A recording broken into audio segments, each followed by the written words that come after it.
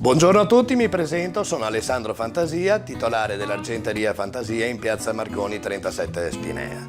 Noi sosteniamo molto il sociale, sosteniamo soprattutto in questo caso Fuori la Voce, che è contro la violenza sulle donne e contro il bullismo nelle scuole, due temi molto attuali. Vi aspettiamo all'appuntamento del Fuori la Voce nelle varie situazioni, nelle varie città, e mi raccomando, venite numerosi. Grazie.